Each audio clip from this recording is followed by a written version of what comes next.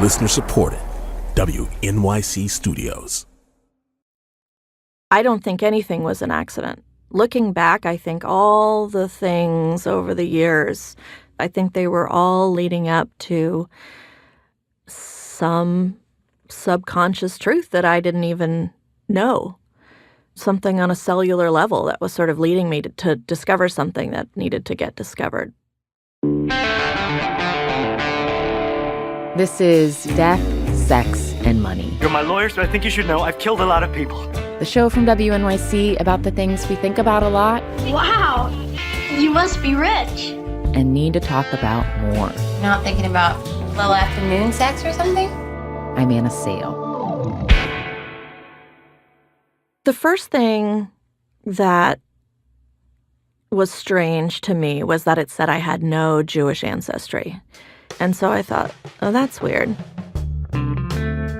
About a year and a half ago, a woman named Amy became one of the nearly 12 million people who have taken a mail-in DNA test to learn more about their genealogy. Amy used Ancestry.com. I think I got influenced by the marketing efforts, and I just decided to take the test. Did that involve, spitting, or what did that involve, the DNA test? Yes, it involves spitting a lot of saliva into a little container and sending it, and it was about a month of wait. And I had sort of forgotten, almost. I wasn't really anxiously waiting for results because I just took it on a whim. Amy is in her 40s now, but she's been interested in her family history since she was a kid. She grew up in California with her mom, dad, and younger sister. Her dad was an immigrant from Egypt, and he would talk about his Sephardic Jewish ancestors. So Amy was surprised when her DNA results came back that showed no Jewish ancestry. And my sister, who's a doctor, thought, well, those tests must be inaccurate. I mean, how could they test for that? And I sort of joked with my mom. I thought, this is so weird. It says that I'm not half Jewish. And then almost immediately, within a day or two of getting the results, a man contacted me and he said, oh, this is so odd. Somehow we're very closely related genetically. Within a day or two? Within a day or two. So he was sort of looking on a regular basis to see if new relatives popped up. And he didn't know how we were connected. The system will tell you whether you are a close relative, meaning a sibling or half-sibling or parent-child. And then it'll say first cousin, second cousins, these different degrees. And it showed that we were close relatives. And he said, look through my family tree. And I said, look through my family tree. And we looked. We couldn't find any common names. And we were all sort of confused. But I really didn't give it much thought. This was in November of 2016, right after the presidential election, and there was a lot going on in other parts of Amy's life. She'd been working in retail marketing for 25 years, but after her company reorganized, she decided to change careers and volunteer for Democratic campaigns around the country. Her first stop was in Virginia. It was there last summer that she finally logged back in to her Ancestry account. Now, suddenly, the screen was said, RH is your father. And I thought, what? That can't be right. Amy's using initials here to protect his privacy. She quickly wrote a note to the man she'd exchanged messages with months before. And I said, who is this person RH with your same last name? I don't understand. It says this person's my father, and that can't be right, obviously. And so he took a few days to get back to me, and he said, RH is my brother. And we found out that he was donating sperm to pay for college. It was this moment where sort of time stood still and things got quiet. And I just read it and then just sort of shut it off in a way that I've never really experienced. And I just sort of, my brain was having such a hard time processing. There was a part of me that was really fighting, saying, no, this can't be true. This is not possible. Because another part of me was sort of starting to dive into the, oh my gosh, this means that my father, the person who I've always thought of as my father, the person who loved me and who, was there every day until he died, was not my biological father. Are you sitting at a laptop in a town where you haven't lived long by yourself? Yes. So it's a Sunday morning. I'm in Alexandria, Virginia. I arrived there a week before. I had just started this new career, and I was supposed to go canvassing that day. And I had to call my field organizer and say, I don't think my whole life I'm not is up for door knocking right now.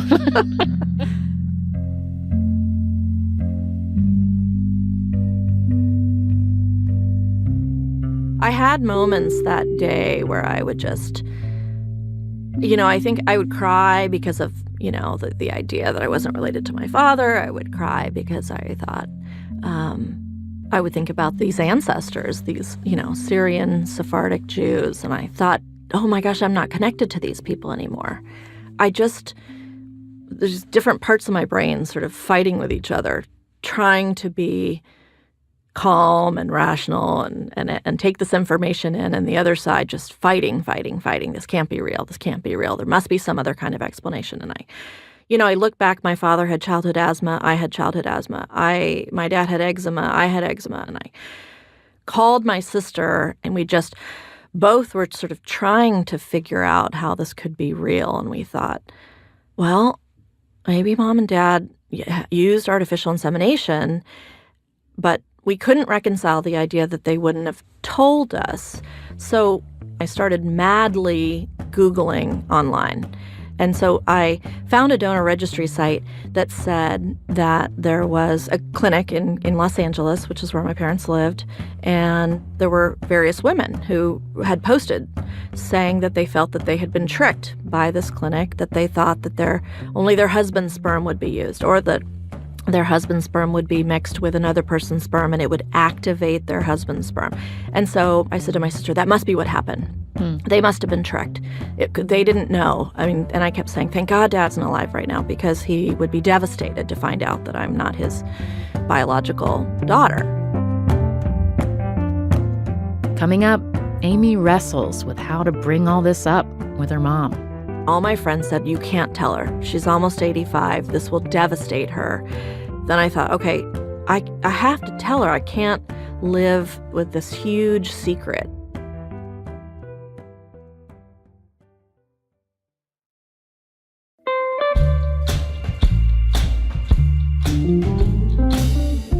Last week, we got a tweet from a woman named Kristen. She wrote, I'm finally digging into the Death, Sex, and Money podcast. I need your help. Which past episodes stand out to you as must-listens? It's a good question. There are a lot of podcast episodes in the world, and it can be hard to know where to start. So we're going to build a Death, Sex, and Money starter kit, and we want your help to do it. We've created a survey where you can tell us your favorite episodes of the show, the ones you tell your friends about when you recommend it to them.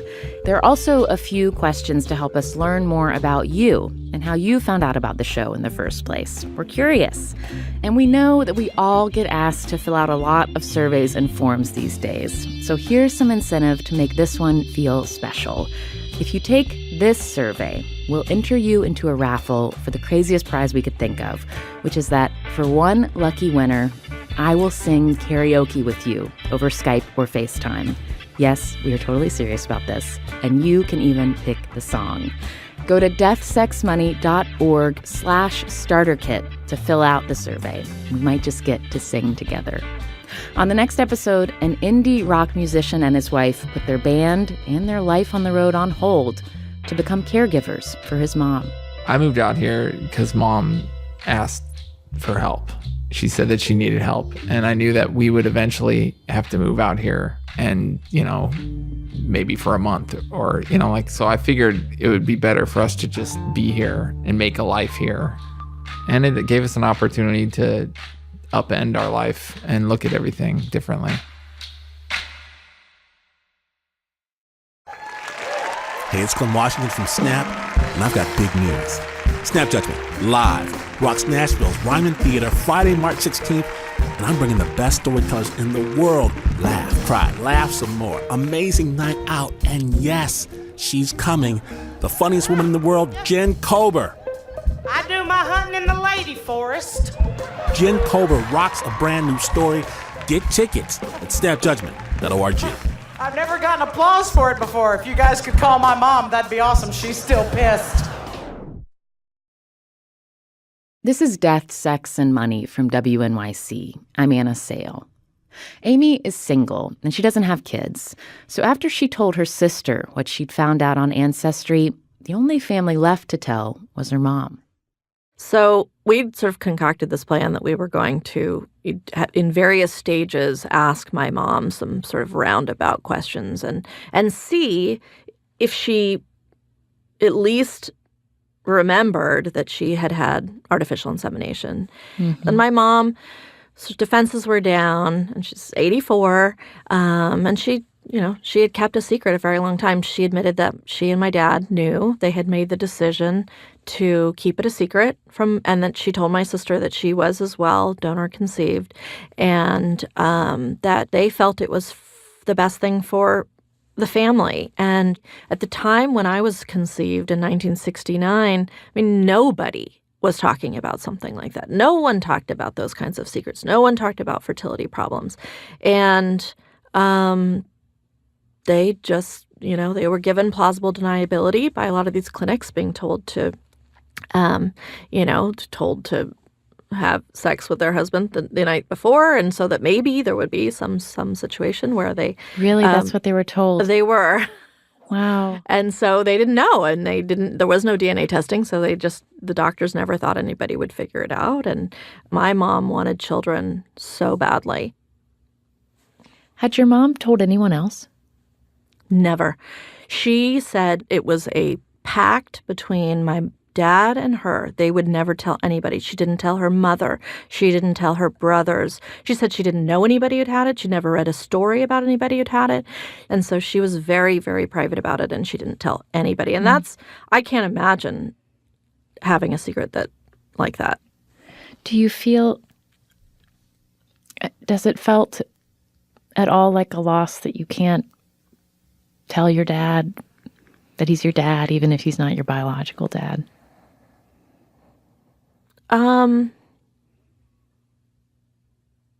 I think ultimately I am glad that I didn't know while he was alive, because I do feel like, even though we were so close, I think it would have been a weird barrier. And it is something that a lot of people have a hard time with, in terms of feeling like there's just a little tiny bit of separation now with the father who raised them. Mm-hmm. But I do feel like I was able to live in blissful ignorance and stay with my sister and feel in my heart that, to never doubt that my dad was related to me. And I think that was the best for me. But it was very hard to find out that my dad had known, because I was really close to my dad, and I thought that he would have told me as an adult.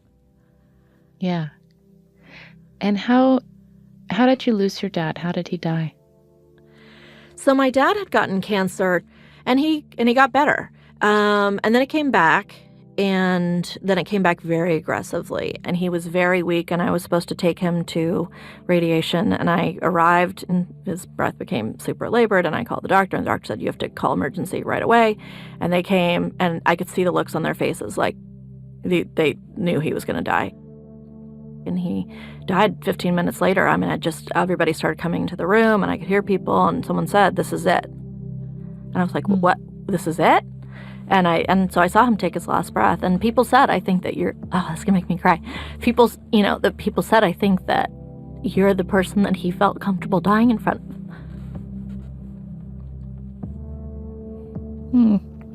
Amy.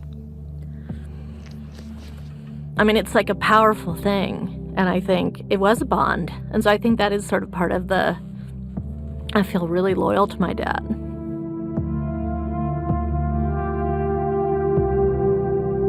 It's partially because of this loyalty that Amy was hesitant to be in touch with her biological father.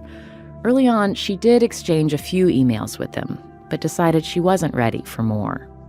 I mean, most donor-conceived people, they do want to be connected to their genetic relatives. They do feel that they have been cut off from their ancestry, their relatives. I don't see it that way. I mean, and especially because he was a college student and he was doing it to pay for college and he wasn't really thinking about the consequences. So to me, that is incomparable to this man who, raised me and educated me and disciplined me and loved me and supported me in every way. I couldn't compare those two things. Amy also found out on Ancestry that she has a biological half-sister, a woman named Christina. The two of them did start talking on the phone, but unlike Amy, Christina was really eager to meet their shared donor. She had known that she was donor conceived her whole life, and she had been looking for decades for him. So I knew a little bit about him from her, and knew that he and I had very different political and social views. Oh, interesting. No. Yes. Knowing that, is that what made it, was that part of why you were like not ready to do this, not ready to forge a relationship? And I feel bad saying that, but I had literally that month given up my entire life to join the resistance, so to speak. I mean, to fight for what I believed in, and then I found out that I was related to somebody who was like on the opposite end of the spectrum. And I really didn't want to welcome someone with those kinds of views into my life. And my dad was Republican. So it's not that, it's just that given what I have decided to do with my life, I'm not looking to offend or be offended or have to get into difficult conversations, political conversations with people who it's already an emotionally charged enough situation. So, if the day comes that I do want to be in touch, the ground rules will have to be pretty clear on both sides that we can't talk about things that are, religious or political or social or anything like that. Yeah. Like, it's just like, what a quintessentially 2017 in America story. I know. You're like, I don't know that I want to think of you as family. That so speaks to where so many Americans are in terms of what are their values, how do they live their values, who are people that they can make concessions for, and who are people that they can't. It's like the universe's funny joke, too. I mean, I just kept thinking, woman gives up her life to join the Democratic resistance and finds out she's related to a Trump-Pence supporter. I mean, it couldn't be more ironic. And yet, so over the course of the summer, I was canvassing thousands of Republican homes, and I have purposely decided to get outside of my bubble and really start to get to know people. And so I might get there. But to know that my biological father is that person, I'm not ready. It's just going to be too emotional. But I think I can get there one day.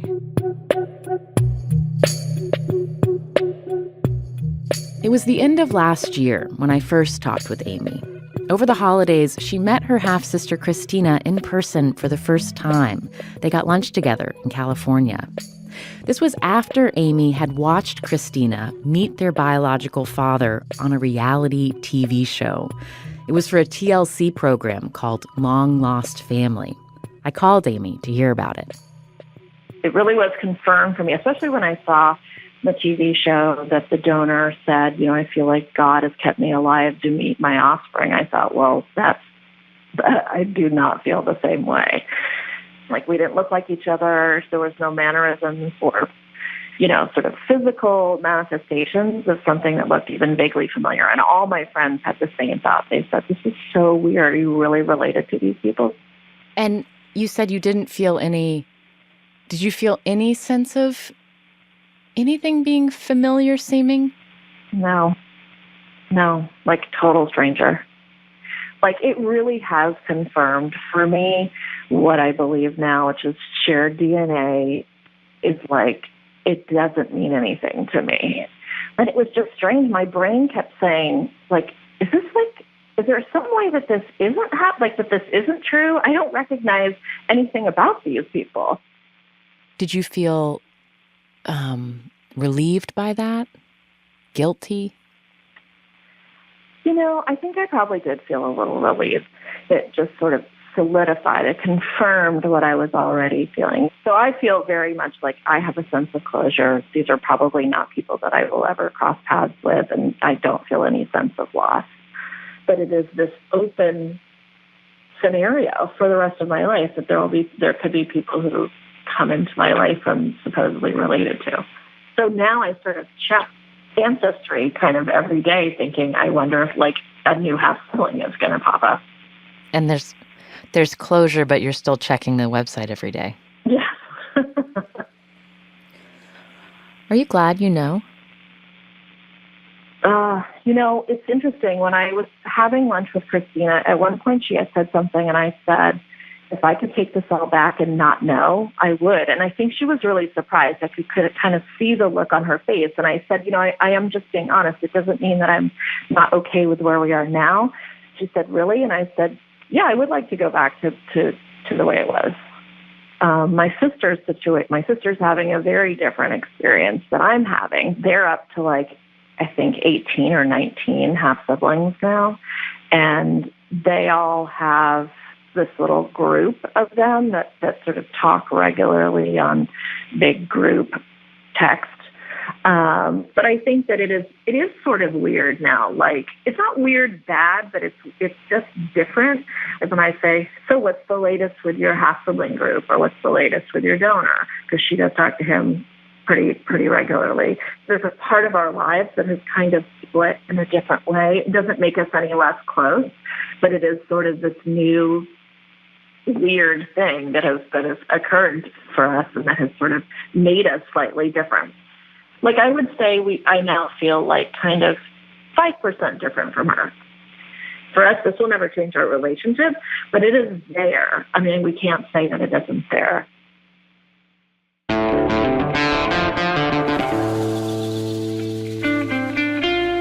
That's a woman named Amy, one of the many, many people finding out more about their families through mail-in DNA tests. Amy is continuing to work on political campaigns, and she told me for now she's chosen not to have any contact with her donor or any other new biological relatives. Death, Sex, and Money is a listener-supported production of WNYC Studios in New York. I'm based at the Center for Investigative Reporting in Emeryville, California. Our team includes Katie Bishop, Annabelle Bacon, Emily Botine, and Andrew Dunn. Our interns are Catherine Hsu and Angeli Mercado. The Reverend John Delore and Steve Lewis wrote our theme music. We're on Facebook, Twitter, and Instagram at Death, Sex, Money. And take our survey to help out new Death, Sex, and Money listeners. Go to deathsexmoney.org/starterkit.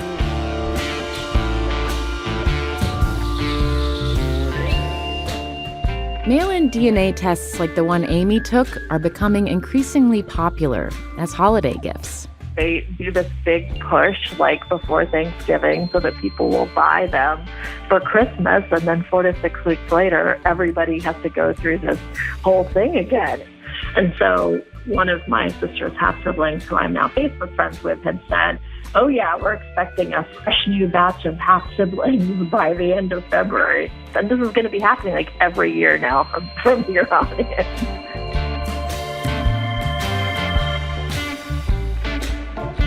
I'm Anna Sale, and this is Death, Sex, and Money from WNYC.